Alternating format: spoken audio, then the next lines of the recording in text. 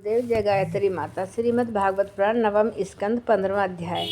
ऋचिक, जमदग्नि और परशुराम जी का चरित्र। श्री सुखदेव जी कहते हैं, परीक्षित, उर्वशी के गर्भ से पुरुरवा के 6 पुत्र हुए। आयु, शरतायु, सतयायु, रे, विजय और जय। श्रुतयायु का पुत्र था वसुमान, सतयायु का शत्रुंजय, रथ रे का एक और जय का अमित, विजय का भीम, भीम का कांचन, कांचन का होत्र और होत्र का पुत्र था जूहू।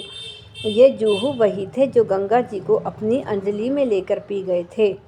जूहू का पुत्र था पुरु और पुरु का बलाक और बलाक का अजक। अजक का कुश था। कुश के 4 पुत्र थे, कुशाम्बु, तनय, वसु और कुश नाम। इनमें से कुशाम्बु के पुत्र गाधी हुए। परीक्षित, गाधी की कन्या का नाम था सत्यवती।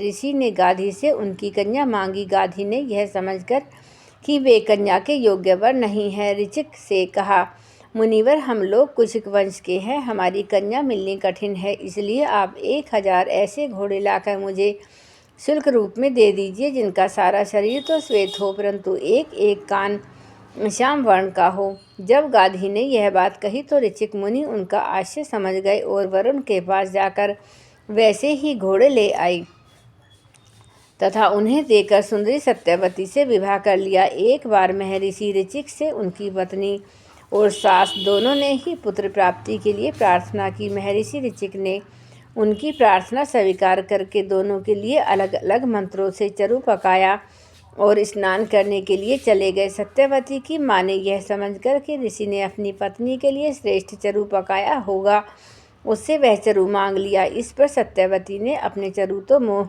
माँ को दे दिया और माँ का चरु वह स्वयं खा गई। जब ऋचिक मुनियों को यह इस बात का पता चला तब उन्होंने अपनी पत्नी सत्यवती से कहा कि तुमने बड़ा अनर्थ कर डाला। अब तुम्हारा पुत्र तो लोगों को दंड देने वाला और घोर प्रकृति का होगा और तुम्हारा भाई होगा एक श्रेष्ठ ब्रह्मवेत्ता। सत्यवती ने ऋचिक मुनि को प्रसन्न किया और प्रार्थना की कि स्वामी, ऐसा नहीं होना चाहिए। तब उन्होंने कहा, अच्छी बात है, पुत्र के बदले तुम्हारा पौत्र वैसा घोर प्रकृति का होगा। समय पर सत्यवती के गर्भ से जमदग्नि का जन्म हुआ और सत्यवती समस्त लोगों को पवित्र करने वाली परम पुण्य कोशी की नदी बन गई। रेणु ऋषि की कन्या थी रेणुका। जमदग्नि ने उनका पाणी ग्रहण किया। रेणुका के गर्भ से जमदग्नि ऋषि के वसुमान आदि कई पुत्र हुए और उनसे सबसे छोटे परशुराम थे। उनका यश सारे संसार में प्रसिद्ध है। कहते हैं वंश का अंत करने के लिए स्वयं भगवान ने ही परशुराम के रूप में अंश अवतार ग्रहण किया। उन्होंने इस पृथ्वी को 21 बार क्षत्रिय विहीन कर दिया। यद्यपि क्षत्रियों ने उनका थोड़ा सा ही अपराध किया था, फिर भी वे लोग बड़े दुष्ट ब्राह्मणों के अभक्त रजोगुण और विशेष करके तमोगुण हो रहे थे। यही कारण था कि वे पृथ्वी के भार हो गए और इसके फलस्वरूप भगवान परशुराम ने उनका नाश करके पृथ्वी का भार उतार दिया। राजा परीक्षित ने पूछा, भगवान, अवश्य ही उस समय के क्षत्रिय विषय लोलुप हो गए थे, परंतु उन्होंने परशुराम जी का ऐसा कौन सा अपराध कर दिया जिसके कारण उन्होंने बार बार क्षत्रियों के वंश का संहार किया। श्री सुखदेव जी कहने लगे, परीक्षित, उन दिनों है वंश का अधिपति था अर्जुन। वह एक श्रेष्ठ क्षत्रिय था। उसने अनेकों प्रकार की सेवा शुश्रूषा करके भगवान नारायण के अंश अवतार दत्तात्रेय जी को प्रसन्न कर लिया और उनसे 1000 भुजाएं तथा कोई भी शत्रु युद्ध में पराजित न कर सके यह वरदान प्राप्त कर लिया। साथ ही इंद्रियों का अबाध बल, अतुल संपत्ति, तेजस्विता, वीरता, कीर्ति और शारीरिक बल भी उसने उनकी कृपा से प्राप्त कर लिए थे। वह योगेश्वर हो गया था। उसमें ऐसा ऐश्वर्य था कि वह सूक्ष्म से सूक्ष्म, स्थूल से स्थूल रूप धारण कर लेता। सभी सिद्धियां उसे प्राप्त थीं। वह संसार में वायु की तरह सब जगह बेरोक टोक विचरा करता था। एक बार गले में जयंती माला पहने सहस्त्रबाहु अर्जुन बहुत सी सुंदरी स्त्रियों के साथ नर्मदा नदी में जल विहार कर रहा था। उस समय मदोन्मत्त सहस्त्रबाहु ने अपनी बाहों से नदी का प्रवाह रोक दिया। 10 मुख रावण का शिविर भी वहीं कहीं पास में ही था। नदी की धारा उलटी बहने लगी जिससे उसका शिविर डूबने लगा। रावण अपने को बहुत बड़ा वीर तो मानता ही था, इसलिए सहस्त्र अर्जुन का यह पराक्रम उससे सहन नहीं हुआ। जब रावण सहस्त्रबाहु अर्जुन के पास जाकर बुरा भला कहने लगा, तब उसने स्त्रियों के सामने ही खेल खेल में रावण को पकड़ लिया और अपनी राजधानी महिष्मती में ले जाकर बंदर के समान कैद कर लिया। पीछे पुलत्स्य जी के कहने पर सहस्त्रबाहु ने रावण को छोड़ दिया। एक दिन सहस्त्रबाहु अर्जुन शिकार खेलने के लिए बड़े घोर जंगल में निकल गया। देववश वह जमदग्नि मुनि के आश्रम पर पहुंचा। परम तपस्वी जमदग्नि मुनि के आश्रम में कामधेनु रहती थी। उसके प्रताप से उन्होंने सेना मंत्री और वाहनों के साथ हयाधिपति को खूब स्वागत सत्कार किया। वीर हयाधिपति ने देखा कि जमदग्नि मुनि का ऐश्वर्य तो मुझसे भी बड़ा चढ़ा है, इसलिए उसने उनके स्वागत सत्कार को कुछ भी आदर न देकर कामधेनु को ही ले लेना चाहा। उसने अभिमानवश जमदग्नि मुनि से मांगा भी नहीं, अपने सेवकों को आज्ञा दी कि कामधेनु को छीन ले चलो। उसकी आज्ञा से उसके सेवक बछड़े के साथ बाबा टकराती हुई कामधेनु को बलपूर्वक महिष्मतीपुरी ले गए। जब वे सब चले गए तब परशुराम जी आश्रम पर आए और उसकी दुष्टता का वृतांत सुनकर चोट खाए हुए सांप की तरह क्रोध से तिलमिला उठे।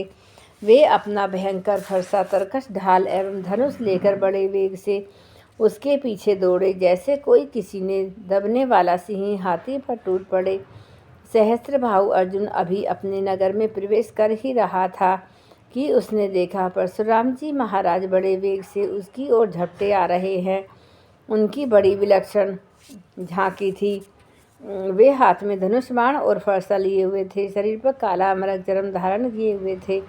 उनकी जटाएं सूर्य की किरणों के समान चमक रही थी। उन्हें देखते ही उसने गदा, खड्ग और बाण, स्थित शतघ्नि और शक्ति आदि आयुध से सुसज्जित एवं हाथी, घोड़े, रथ तथा पदातियों से युक्त अत्यंत भयंकर 17 अक्षौहिणी सेना भेजी। भगवान परशुराम ने बात की बात में अकेले ही उस सारी सेना को नष्ट कर दिया। भगवान परशुराम जी की गति मन और वायु के समान थी। बस वे शत्रु की सेना काटते ही जा रहे थे। जहाँ जहाँ वे अपने फरसे का प्रहार करते, वहाँ वहाँ सारथी अपने वाहनों के साथ बड़े बड़े वीरों की बाहें, जांघें, कंधे कट कट कर पृथ्वी पर गिरते जाते। हयाधिपति अर्जुन ने देखा कि मेरी सेना के सैनिक, उनके धनुष, ध्वजाएं और ढाल भगवान परशुराम के फरसे और बाणों से कट कट कर खून से लथपथ रणभूमि में गिर गए हैं। तब उसे बड़ा क्रोध आया और वह स्वयं भिड़ने के लिए आधमका।